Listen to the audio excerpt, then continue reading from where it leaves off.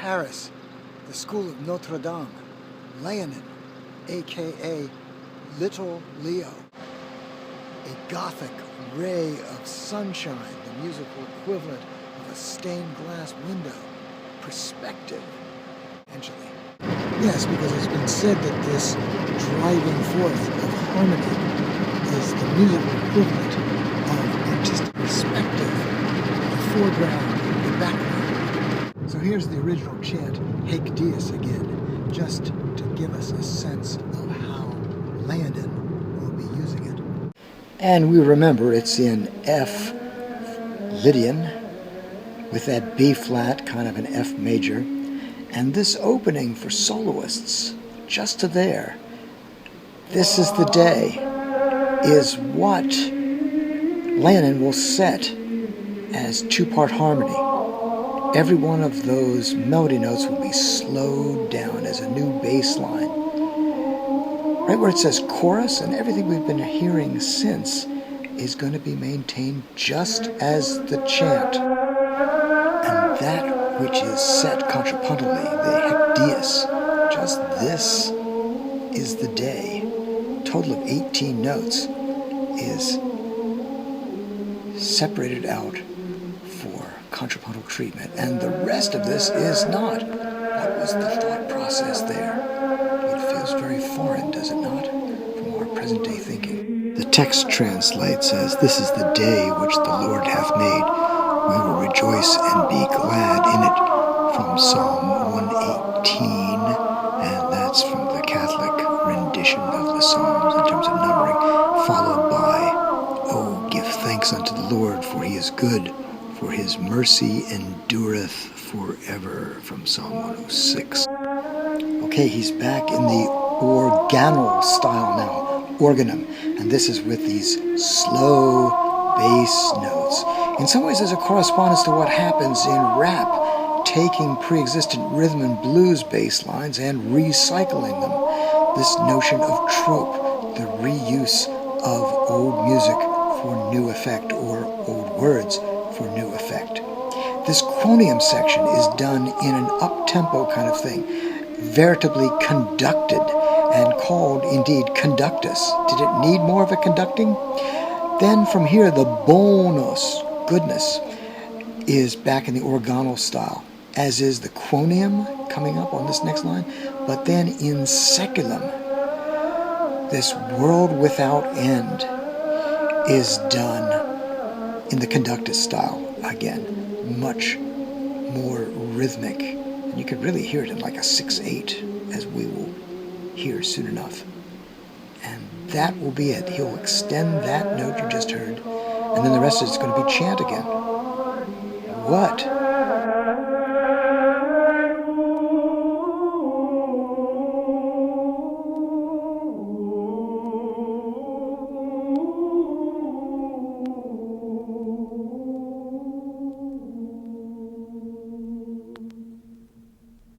So the bass line has been totally slowed down, so to speak.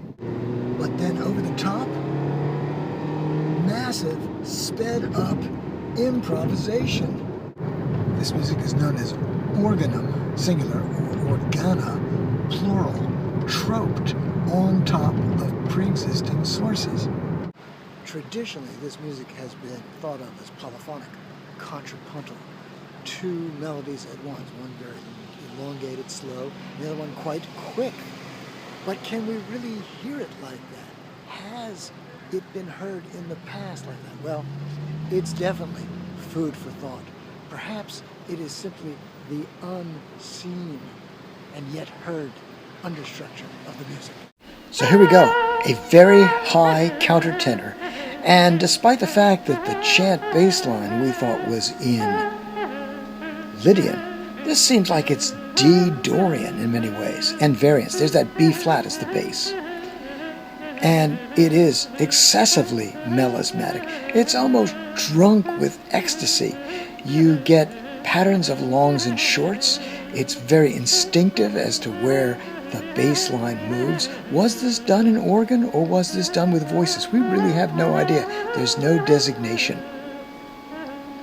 And many times the rhythms are short, long, short, long, short, long, which is called the snap rhythm, instead of long, short, long, short, long, short, which we're getting here.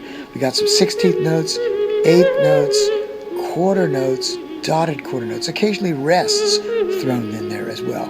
A feeling of ecstasy, of kind of hiccuping along, which is known as hocketing, and it's extremely virtuosic, very hard to sing as a countertenor or really anyone. All right, here we go, coming to the cadence.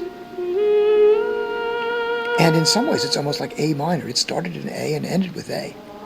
Back to the original chant. As if that was enough for now, thank you very much. Running back to tradition. And notice this is the chorus, whereas we had a soloist, kind of the professional singer, and now the group of amateurs.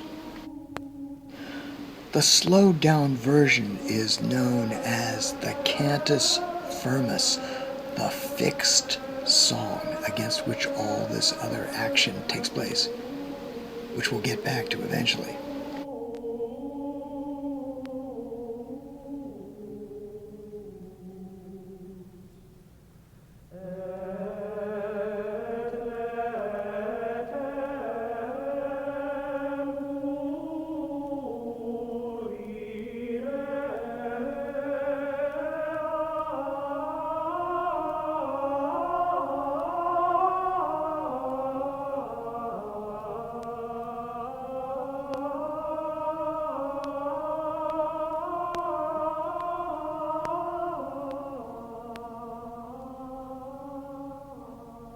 As beautiful as that is, we're back to it. An appoggiatura right away, that G against the A, and again the snap rhythm.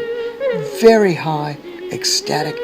Are there even kind of erotic overtones to this? A kind of a madness of ecstasy.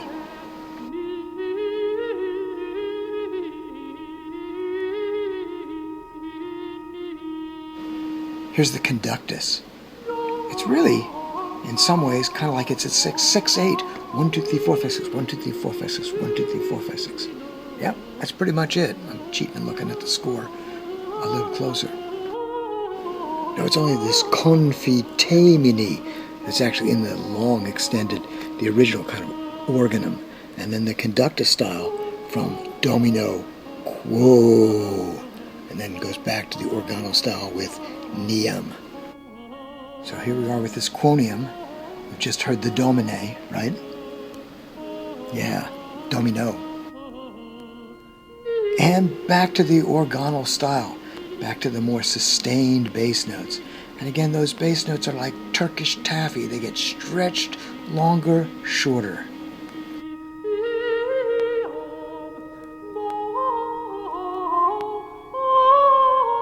We've been vacillating tonally, by the way. A lot of it seems to be in D Dorian, but there are even kind of evocations of C major. C major wasn't supposedly have been invented yet. So once again, what's going on? I think the C major is the most striking coming up. Oh, and most of the harmonies that are formed between the two parts tend to be the perfect intervals, whether we're dealing with octaves, unisons, fourths, or fifths, or should we say fifths and fourths in a certain hierarchy. Okay, here comes the second and final conductus section. The lower extended part is known as the tenor, the part that is held from tenere, to have or to hold. Do, re, mi, do, ti, do, ti, mi, do, re, do. I'm in C. Ti, la, la, do, la, so, la, do, ti, do, ti, la, do, so, fa. Back to organal style, and maybe that honors the fact that, well, we were supposed to be in F, so we're finally back in F, and then the chant to finish. Unbelievable. The conductus sections are also called clausula, and they are in the rhythmic modes of longs and shorts that we have seen or eventually will see. And clausula just means clause, but remember, We're dealing with Easter, not Christmas.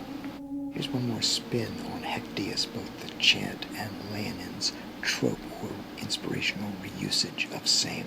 This is very different from the familiar modern harmonic landscape with its very low bass and high treble. Here is an exquisite smoothness of interlocking voices and a sense of infinity which for many musicians reflects a state of perfection.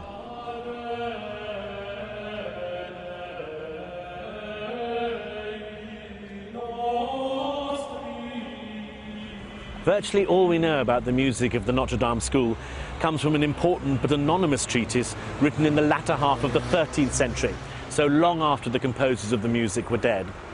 We don't know the author's name, and so he's referred to imaginatively as Anonymous 4, but we do know he was an English student from the University of Paris, possibly from Bury St Edmunds, and that thankfully his Bluffer's Guide to Singing has survived.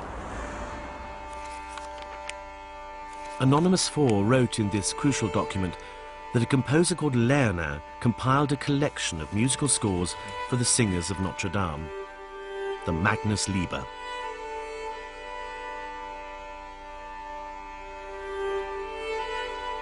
Professor Mark Everest has made a special study of the handful of surviving medieval manuscripts and transcribed some of the music used in our singers' performance scores. Mark, the Magna Sleeper, the great book, can I try and define what precisely it is? Because it isn't a book. It's not, you're right, it's not really a book at all. There's a kind of weird description of the Magna Sleeper as a collection of music, polyphonic music, two parts, for the elaboration of Mass and the Divine Office. Where's this come from, this definition? This comes from Anonymous 4. Anonymous 4? Yes. Tell me about him, presumably. I'm guessing him, but who knows? Anonymous 4 is really interesting. He's the first writer about music to actually talk about music in its past. So he's writing probably in the last quarter of the 13th century, 100 years after Leonin was actually composing anything. So our first musicologist. You could very well say that. Yeah. And he gives you a story about Leonin, the types of ecclesiastical positions he had.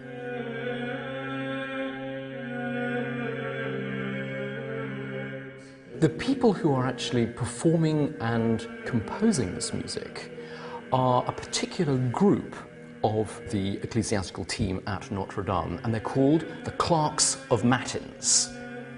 They were responsible for the solo parts of plainsong, which also turn into the elaborate sections of polyphonic music. Are they in holy orders? Barely.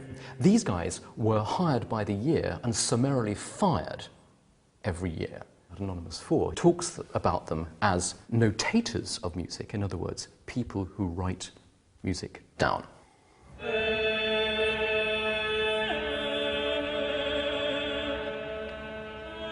For these pioneers of polyphony, the frankly awe-inspiring vastness of the interior of the Gothic Cathedral of Notre Dame must have been an exciting and challenging new acoustic space.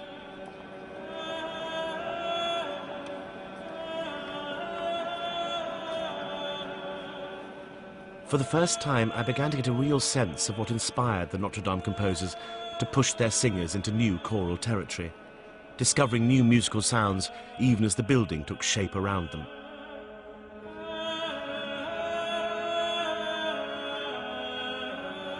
Leonin must have spent much of his career here in the unfinished choir at the east end of the cathedral, separated from the no doubt incessant noise of building by a sort of temporary screen that moved westward column by column as the years passed.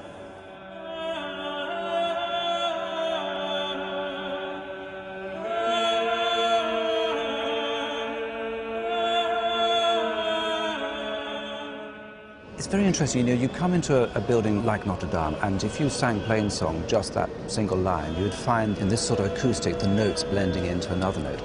So you've got the basic form of harmony then with the echo just building, which is fabulous. We're in a revolutionary place in its whole architecture, and these composers followed suit. And is this a good singing architecture, do you think?